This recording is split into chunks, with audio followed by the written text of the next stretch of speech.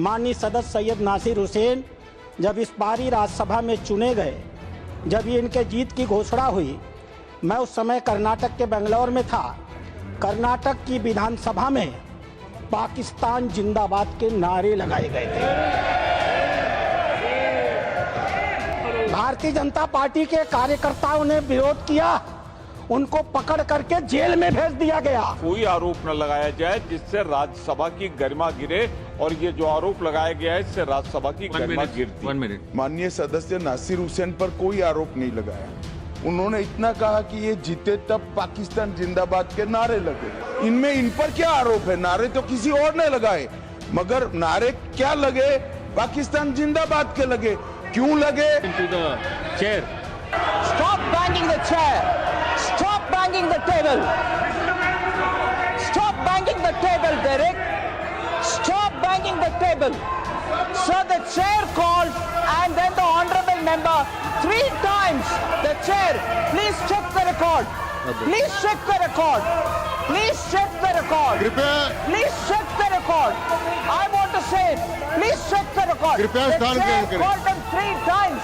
The chair called him 3 times. He didn't even get up. Doctor Radha Mohan Das Agarwal, no more, no please. उन्हें बैठा दें। नहीं जा रहा, उन्हें रिपोर्ट बैठाएं। आप बोले, आप बोले। माननीय उपसभापति महोदय, बहुत ध्यान से मैं नासिर साहब को सुन रहा था। वो किसी शायर ने कहा है, तू इधर उधर की न बात कर, तू बता कि कारवा कहाँ लुटा। मैं बताऊंगा इन्हें कारवा कहाँ लुटा है। जरा मेरा भाषण समाप्त होने दीजिए, मैं ठीक से इन्हें एक्सपोज करने वाला हूं। जी प्लीज। माननीय उपसभापति महोदय, अच्छा डिस्कशन आप चलने दें। आप मैं इनकी बातों को सुन रहा था और मैं इस सदन के संज्ञान में लाना चाहूंगा।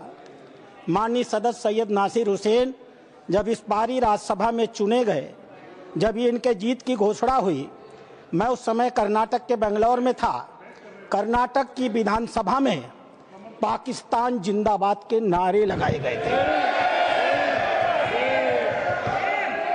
भारतीय जनता पार्टी के कार्यकर्ताओं ने विरोध किया, उनको पकड़ करके जेल में भेज दिया गया। भारतीय जनता पार्टी के कार्यकर्ता जो इस पाकिस्तान जिंदाबाद के नारे का विरोध कर रहे थे, उन्हें जेल में भेज दिया गया और इन्हें प्रचित किया गया। ये लोग, बैठाइए इनको, इन्हें बैठाइए, ये बोल नहीं सकते। बैठ जाओ, बैठो। आपस में बात नहीं, प्लीज प्लीज। आप बैठो, बैठो प्लीज, प्लीज आपस में बात नहीं, आपस में बात महोदय, आप चेयर को संबोधित करें। हम नहीं, चेयर को संबोधित करें। सभापति महोदय, प्लीज आप चेयर को संबोधित करें। सभापति महोदय, आज देश के लिए गौरव का दिन है। देश के आम मुसलमान के लिए, देश के गरीब मुसलमान के लिए, देश के पसमंद बीच में टोका टोकी नहीं होगी, तो दोनों के लिए होना चाहिए। फिर तो please please please Nasir ji, please please. झूठ बकवास शब्द उपसभापति महोदय नहीं जा रहा, आप रिकॉर्ड पे नहीं जा रहा, बैठ जाइए। उपसभापति महोदय, आज का दिन गरीब मुसलमानों के लिए, पसमानदा मुसलमानों के लिए, तलाकशुदा महिला बहनों के लिए, विधवा महिला बहनों के लिए, अनाथ बच्चों के लिए आज ऐतिहासिक दिन है। एक क्रांतिकारी परिवर्तन आने जा रहा है। पूरी की पूरी इस गरीब समाज, मुस्लिम समाज की आर्थिक और सामाजिक व्यवस्था में यह वक्फ अधिनियम क्रांतिकारी परिवर्तन लाने जा रहा है। मैं आभारी हूं माननीय मोदी जी का, जिन्होंने इस महान विधेयक को इस सदन में लाने का काम किया। अध्यक्ष उपसभापति महोदय, हम हिंदू हैं, हम लगातार अपने समाज में परिवर्तन की बात करते हैं। हमने लगातार अपनी समाज की बुराइयों के विरुद्ध संघर्ष किया है। इतिहास पर गवाह है, हमारे यहाँ सती प्रथा होती थी, हमने सती प्रथा निषेध अधिनियम लाया। हमारे यहाँ बाल विवाह होता था, हमने बाल विवाह निषेध अधिनियम लाए। हमारे यहाँ विधवा विवाह नहीं होते थे, हमने विधवा विवाह अधिनियम लाया। आश्चर्य की बात होती है जब इस समाज की चर्चा होती है, आश्चर्य की बात होती है, इन 75 सालों के अंदर एक बार भी मुस्लिम समाज के संशोधन को लेकर, सुधार को लेकर के, एक गरीब मुसलमान की जीवन की बेहतरी को लेकर के एक बार भी किसी प्रकार के सुधार आंदोलन को इस सदन में लाने का काम नहीं किया। आज यह पहली बार है और हमें गर्व है अपने प्रधानमंत्री पर, नरेंद्र मोदी पर, जिन्होंने इस मुस्लिम समाज के सुधार के इस ऐतिहासिक विधेयक को लाने का काम किया है।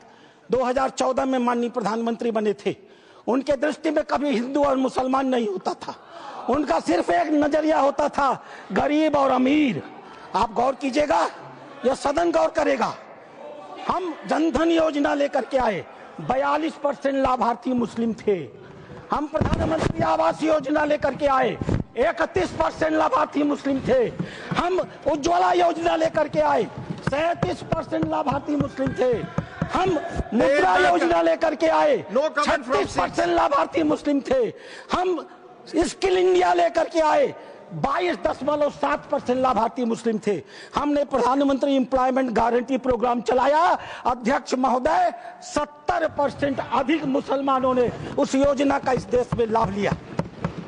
मेरे पार्टी की बैठक है, मुझे बताना नहीं चाहिए, लेकिन मैं कहूंगा, माननीय प्रधानमंत्री इसी बाल योगी सभागार में हम सारे सांसदों की बैठक ले रहे थे। उन्होंने क्या कहा हमसे?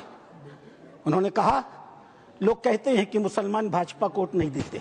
आपको याद होगा मित्रों, उन्होंने कहा नहीं, ये गलत है, देते हैं। और अगर मान लिया जाए कि नहीं देते हैं तो इसका मतलब क्या है? क्या वो देश के नागरिक नहीं है? क्या उनके काम नहीं होने चाहिए? क्या उनका विकास का काम नहीं होना चाहिए? हम सारे सांसदों को उन्होंने मीटिंग में कहा, अपने काम को करते समय कभी हिंदू और मुसलमान न करना, विकास की धारा सारे समाज पर समान रूप से पहुंचाने की बात कही। उन्होंने दूसरी बात कही, मैं पूरे देश को 2047 में विकसित भारत का सपना दिखाता हूं। क्या 20% मुसलमान अगर देश का पिछड़ा रह जाएगा तो क्या भारत का विकास का सपना पूरा होगा? नहीं। हमें भारत के विकास का मतलब है 20% मुसलमान के विकास की भी योजना बनानी है। यह कल्पना माननीय प्रधानमंत्री ले सकते हैं। आजादी के 75 सालों के अंदर इस कल्पना को लेकर इस देश में कोई नहीं आया था। और तीसरी बात उन्होंने कही, सरकार के, और सबसे महत्वपूर्ण बात है, सरकार के स्तर पर सरकार जो कुछ भी कर सकती है मुसलमानों के जीवन की बेहतरी के लिए हम करने का प्रयास करेंगे, लेकिन मुस्लिम सामाजिक संस्थाओं की भी रोल होनी चाहिए। ये मुस्लिम पर्सनल लॉ बोर्ड की भी भूमिका होनी चाहिए, यह जमायत उलेमा की भी भूमिका होनी चाहिए, यह वक्फ कमेटियों की संपत्तियां जो पड़ी हुई हैं उनकी भी मुसलमानों की जिंदगी को बेहतर करने में भूमिका होनी चाहिए। यह बात आज की नहीं थी, ये लोकसभा चुनाव के 6 महीने पहले की बात है अध्यक्ष महोदय।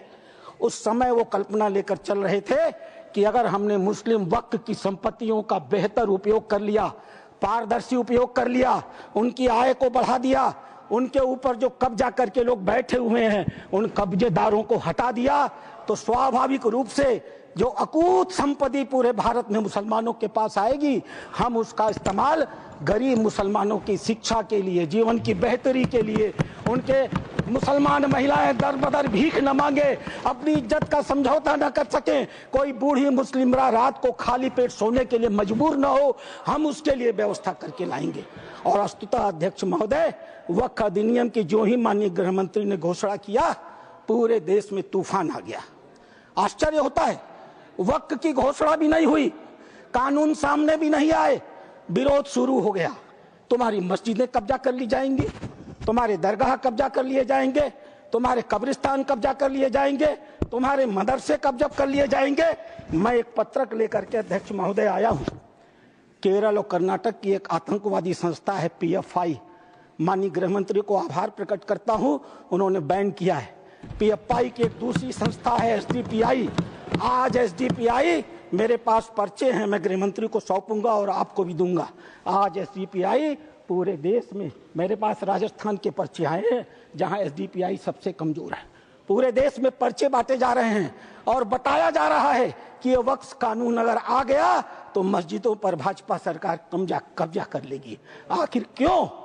लेकिन ये लोग भूल गए, नरेंद्र मोदी किसी और मिट्टी के बने हुए हैं। आपके विरोध से वो डरने वाले नहीं थे। आप चाहे जितना भी विरोध करते, वो मजबूती के साथ एक आम गरीब मुसलमान, एक दलित, एक पिछड़ी महिला, एक अनाथ महिला, एक तलाकशुदा महिला, अनाथ बच्चों के साथ खड़े होने वाले थे, और इसीलिए वो मजबूती से विधेयक लेकर के आए। अध्यक्ष महोदय, ये चर्चा कर रहे थे वक्फ बाई यूजर की।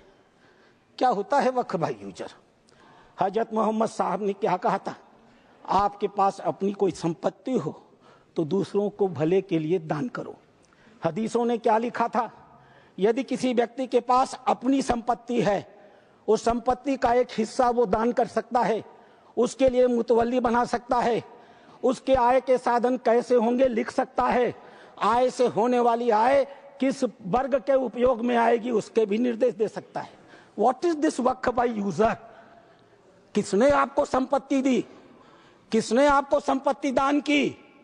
किसके मन में मनसा थी कि अल्लाह को दे दिया जाए? एक भी आदमी ने वक्फ बाई यूजर की संपत्ति वक्फ के अधिनियम के तहत नहीं दी। जैसे फिल्मों में गुंडे हुआ करते थे, जिस औरत पर हाथ रख दी वो औरत उनकी हो गई।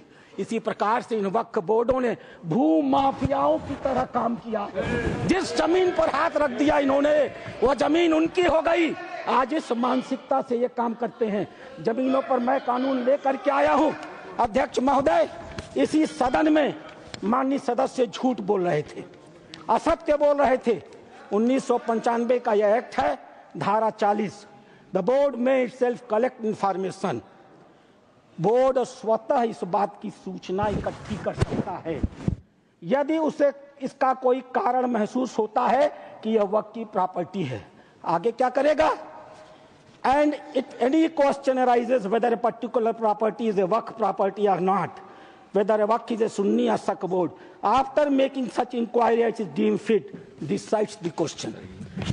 संपत्ति पर हाथ रख दो, किसी भी संपत्ति को वक्फ बोर्ड की संपत्ति कह दो, और वक्फ बोर्ड खुद ही तय कर लेगा कि वो संपत्ति वक्फ की है कि नहीं है, और जिस बेचारे की संपत्ति ले ली जाएगी उसको पता ही नहीं चलेगा। और अगला वाक्य क्या है? The decision of the board on the question under section 1 shall unless revoked by tribunal shall be final. Tribunal ने अगर उस निर्णय को बदला नहीं तो वह डिसीजन फाइनल होगा। और उसी एक्ट का दूसरा हिस्सा है अध्यक्ष महोदय, no appeal shall lie against any decision or order whether interim or otherwise given or made by tribunal. Tribunal के द्वारा कोई भी आदेश जो दिया गया होगा उसके खिलाफ किसी प्रकार की अपील नहीं होगी। एक अपार्टमेंट में कोई परिवार चला जाए, किराए पर मकान ले ले, और ऐसी घटना हुई है अपार्टमेंट में, किराए पर मकान ले ले, अपने 4 मित्रों को बुला ले और नमाज पढ़ ले। 5वें दिन वो कह देगा हमने इस स्थान पर नमाज पढ़ी है, यह वक्फ बाय यूजर है, अब इसे वक्फ घोषित कर दो। और घोषित हो गई। अध्यक्ष महोदय, आपके पास एक बड़ी जमीन है, खाली पड़ी है, बगल में कुछ मुस्लिम परिवार रहते हैं, उन्हें नमाज पढ़ने के लिए कहीं जाना होता है, वो उस जमीन पर नमाज पढ़ ले। आप हिंदू हैं, आप मना नहीं करते।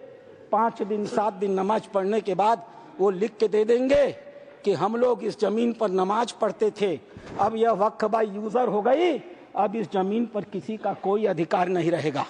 माननीय संसदीय कार्य मंत्री उल्लेख कर रहे थे उस घटना का, तमिलनाडु की घटना का उल्लेख कर रहे थे। क्या हुआ तमिलनाडु में? एक रामचंद्रन नाम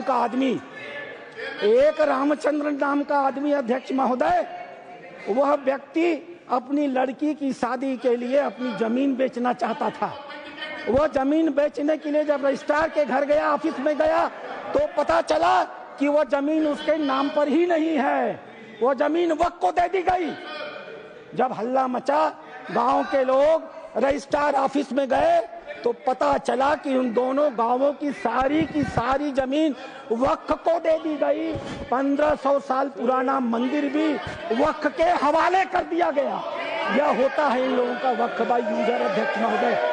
और आश्चर्य होता है, इन्हें बैठाया जाए अध्यक्ष महोदय, आश्चर्य होता है। मैं भी जेपीसी का मेंबर हूं, ये भी जेपीसी के मेंबर हैं, ये गवाह है इस बात के। मैं लगातार जेपीसी में जितने भी विटनेस आते रहे, इनके बड़े बड़े धार्मिक मतावलंबी, मैं उनसे कुरान को कोट करके कहता रहा। मैं कुरान पढ़ता हूं, कोई बुराई नहीं है किसी धर्म को पढ़ने में।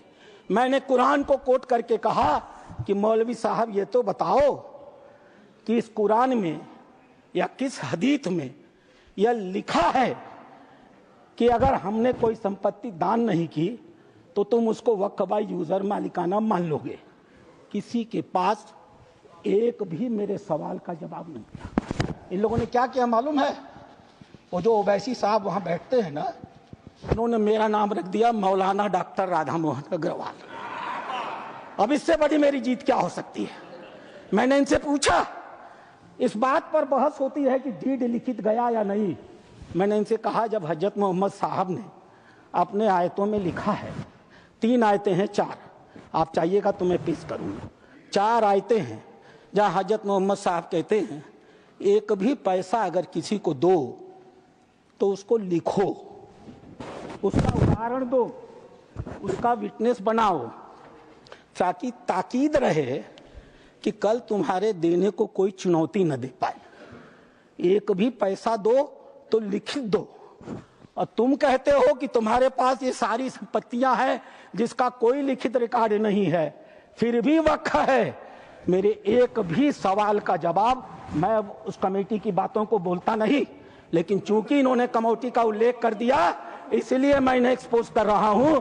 मेरे एक भी प्रश्न का जवाब ये लोग नहीं दे पाए, खाली मुझे कहते थे कुरान पढ़ते हैं मौलाना है, कुरान पढ़ते हैं मौलाना है। अरे कुरान मैं पढ़ता हूं, तुम तो मुसलमान हो, बचपन से पढ़ते हो ना। मैं पढ़ूं और बताऊं कुरान में क्या लिखा है? मार हो जाएगी, मार। ये हिंदू की भलमनसाहत है जो कुरान पढ़ के तुम्हें बताता नहीं है। अध्यक्ष महोदय दूसरी चीज, अध्यक्ष महोदय दूसरी चीज, सरकार इनकी थी, इन्होंने वक्फ को अभय दान दे दिया। और क्या नारा दिया? जो जमीन सरकारी है वो जमीन हमारी है। सरकारी संपत्तियों पर कब्जा करने का ऐतिहासिक इन्होंने कर्म काहे किया है। उत्तर प्रदेश की 74% वक्फ की संपत्तियां सरकारी जमीन पर कब्जा करके बनी है। तेलंगाना में 50% की संपत्तियां सरकारी जमीन पर कब्जा करके बनी है।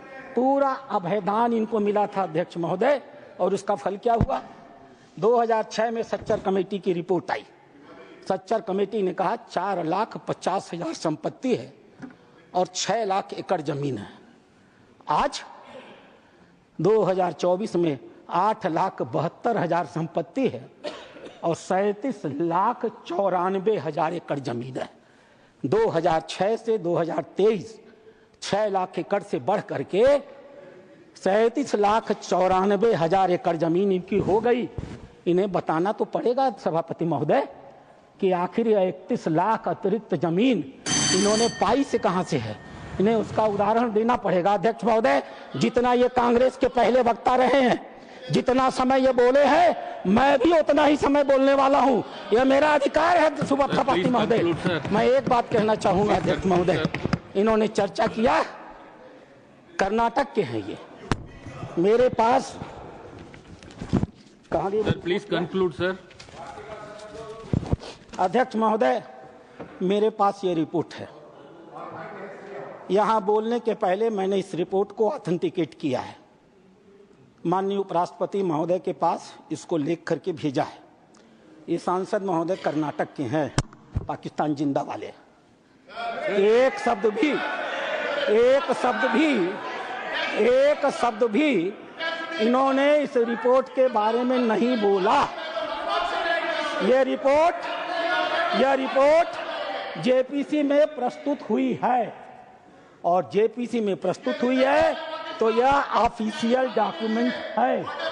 यह रिपोर्ट मैं पढ़ूंगा अध्यक्ष महोदय, यह मेरा अधिकार है। मैं आपको बताऊंगा कि कर्नाटक के अंदर किन किन नेताओं ने वक्फ की कितनी कितनी संपत्तियों पर कब्जा कर डाला है। नाम पढ़ता हूं मैं। Qamrul Islam foreign minister, Suryavanshi ex MP, CM Ibrahim ex union minister, Rahman Khan ex union minister, Abdulla Sharif Waqf board official, NA Haris MLA, MA Khalid ex CO, Mumtaz Ahmed Khan chairman, Mohammed Sanaulla IAS, mister Sindhu Giri former minister, MF Pasha IPS, Khaneez Fatima MLA, CK Jaffer Sharif foreign minister. और एक नाम अध्यक्ष महोदय, प्लीज कंक्लूड, एक नाम अध्यक्ष महोदय, we will take it from the party सदन time की मर्यादा में। Sir, please conclude, otherwise we have to take it from the party time. मैं कंक्लूड कर रहा हूं। इस सदन की मर्यादा में मैं एक नाम लेने से इनकार करता हूं। वो इस समय सदन में है भी नहीं। नाम क्या है अच्छी तरह से जानते होंगे। अध्यक्ष महोदय, नहीं बोल, अध्यक्ष महोदय, मैं अपनी बातें समाप्त करूंगा। रामधारी सिंह दिनकर की एक कविता के साथ। सीमा पर एक सैनिक मर रहा था, मैं कंक्लूड कर रहा हूं। सीमा पर एक सैनिक मर रहा था। मरते हुए सैनिक से एक कवि ने पूछा, हे वीर बंधुदाई है कौन विपद का, हम दोषी किसको कहें तुम्हारे बद का। मरते हुए सैनिक ने कहा, यह गहन प्रश्न कैसे रहस्य समझाएं, 10-20 बधिक हो तो हम नाम गिनाएं। हर कदम कदम पर खड़ा यहाँ पातक है, हर तरफ लगाए घात बड़ा घातक है। देवता सदस्य दिखता है पर कमरे में वह गलत हुक्म लिखता है। जिस पापी को गुण नहीं गोत्र प्यारा है, समझो उसने ही हमें आज मारा है। जो सत्य जानकर भी न सत्य कहता है, या किसी लोभ के विवश चुप रहता है, उस कुटिल राजतंत्री करदय को धिक है। वह मूक सत्यहंता कम नहीं बधिक है। चोरों के जो हीतु ठगों के बल हैं, जिनके प्रताप से पलते पाप सकल हैं। जो छल प्रपंच सबको प्रश्रय देता है, या चाटुकार जन की सेवा लेता है, यह पाप उन्हीं का हमको मार प्लीज गया कंक्लूड है। सर। भारत अपने ही घर में हार गया है।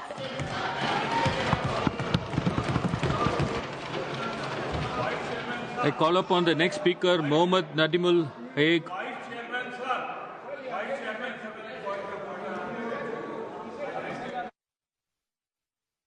Please tell the rules, sir. Rule 238A। मैंने बहुत ही विनम्रता से इंतजार किया और सदन में जो एकेडमिक डिस्कशन चल रहा है ये चले शांतिपूर्वक। इस पे मैं एक बात सिर्फ आपको 238A, कोई सदस्य किसी अन्य सदस्य के खिलाफ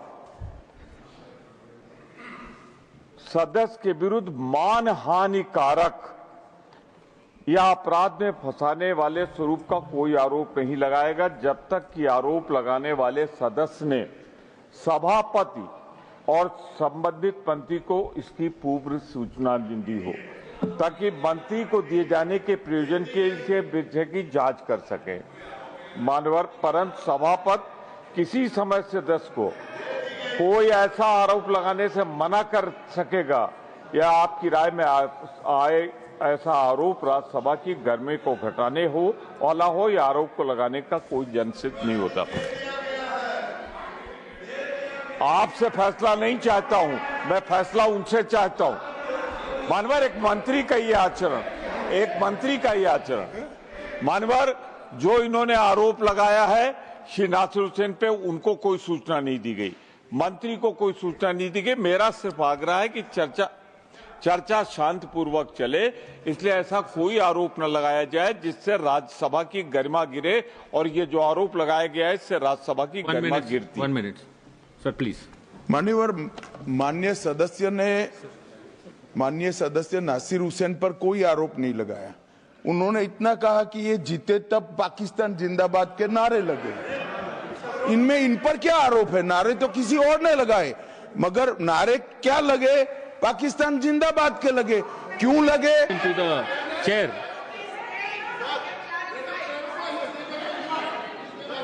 My name is called.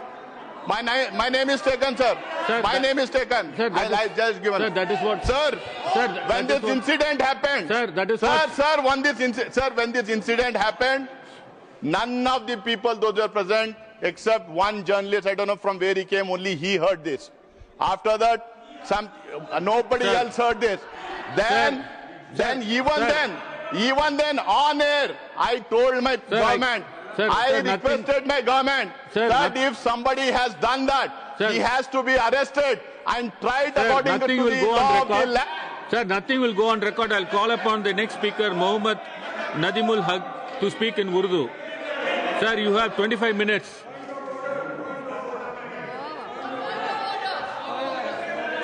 Sir, what is the rule you are quoting, sir? Rule 241. Kindly look at Rule 241. Personal explanation. A member has a right to give personal explanation when his name is mentioned or he has been named by some other member. Kindly go through the rules. यानी अभी बोलते expunge करेगा, expunge कैसे करेगा? Sir, How do we expunge that? It cannot Sir. be expunged. his speech will be reviewed, sir. No, personal explanation. If somebody says something against me, which is not correct, I have a right under Rule 41 for a personal explanation. Sir, he has spoken with the permission of the chair. No. Sir, and we If will review his I'm in speech. the dark. Sir, we will review I'm his in the speech. dark. I was not in the know. Sir, we will review I his was speech, not in sir. the know. We will review his speech. No, you cannot encroach upon the right of a member. Rule has given the authority. Sir, we will review No, his sir. speech, sir. No, sir. Sir, you can, My you can take authority, the my right assurances cannot from the be chair. We encroached will review his upon. speech. Sir, I call upon the next speaker, This is Mohammed not fair. Nadimul Haq. This is not fair. Sir, he will speak in Urdu.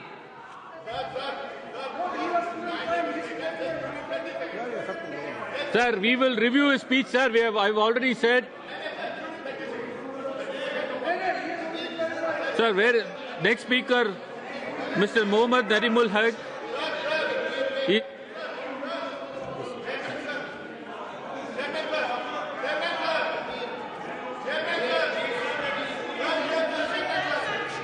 I'll go to the next speaker. Sir, Mr. Mohammed Nadimul Hague.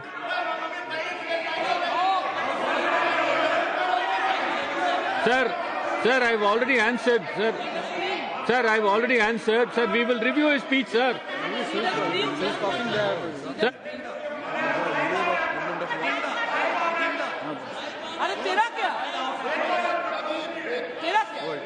The next speaker, sir, I call upon the next speaker, sir.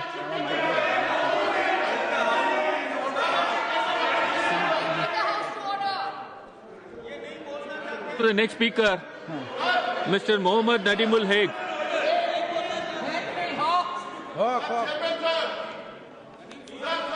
Sir, what is the rule you are referring to, sir? Please tell the rule you are referring to. 41, I say. Yes. Already mentioned. Yes. He has got every right to Sir. give a personal explanation. Sir, that is what, when his sir. name has been taken. Sir, we have already You have to said. give him the floor. Sir, we give have him already the floor. No, we have already said that his speech will be reviewed. Sir, I call upon the next speaker, Mohammed Nadimul Hague.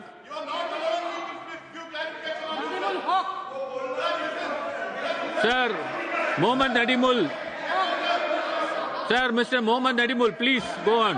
Sir, thank you very much for allowing me to speak on this bill.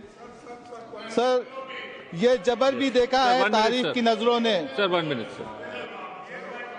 When personal allegations are made, you give a chance to clarify it.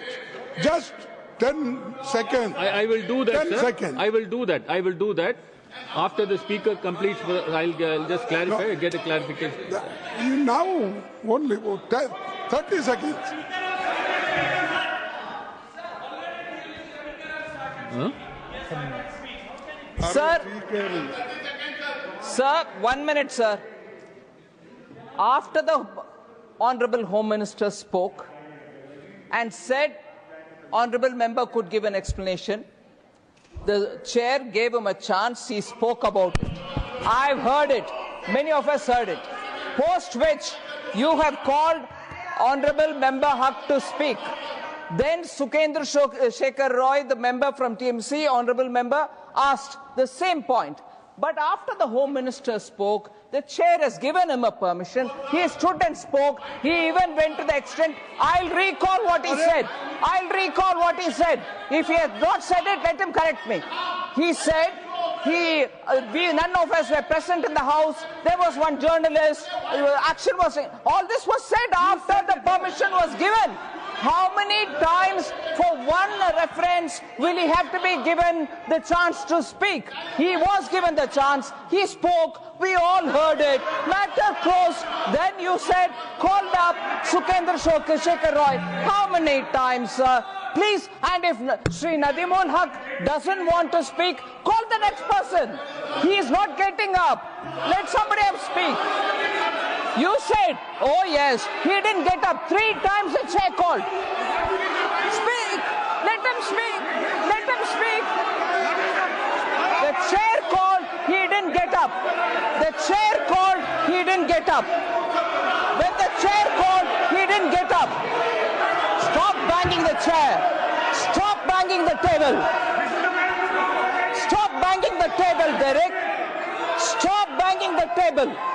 Sir, the chair called and then the honorable member 3 times. The chair, please check the record. Please check the record. Please check the record. Please check the record. I want to say it. Please check the record. The chair called him 3 times. The chair called him 3 times. He didn't even get up. Chair called him 3 times. He didn't even get up. Then move to the next speaker, yeah. What is this? He wants to speak 3 times. You want to be called 3 times. Is there some order? Chair, please, if Honorable Member Haq wants to speak, since he was called, because the chair gave him the permission, let him speak. कृपया आप सब लोग बैठ जाए कृपया बैठ जाए And if he doesn't speak, how many times will he have to go back to that person? Please sit down. Please sit down. Please sit down. Please. Deve Gowda जी खड़े हैं. मैं एक सूचना के साथ आपको निवेदन कर रहा हूं. Honorable Chairman, Yes. to speak on this bill. I am only waiting when the chairman comes because he has made an announcement yesterday for the former Prime Minister. 10 minutes we have allotted. There should not be any disturbance. For the first time after 17 years, I don't want to quote what has happened in the other house. It is not proper to mention anything what has happened in the other house. I know something, I don't want to speak. For 17 years, only 1 minute or 2 minutes, because I was only one member. I suffered, I was humiliated. Now, yesterday, the chairman has given at least 10 minutes to speak. I am waiting when the chairman comes. I will speak on this bill. There is no need of any hesitation. I am going to stand by what the Parliamentary Affairs Minister yesterday spoke. Up to 1 o'clock, I heard your speech. Up to 1 o'clock, I heard your speech. I know what has happened. I am going to speak. There is nothing to fear. I am the person who fought for the cause of the Muslims. India was there. But today, my stand, what is my stand? I am going to make it clear to the country. There is no hesitation. I'll speak. Wait, madam, please. There is no question. I am waiting for the chairman to come. That's all. I am going to speak. धन्यवाद. आप बैठे मानिए सुनिए. Please.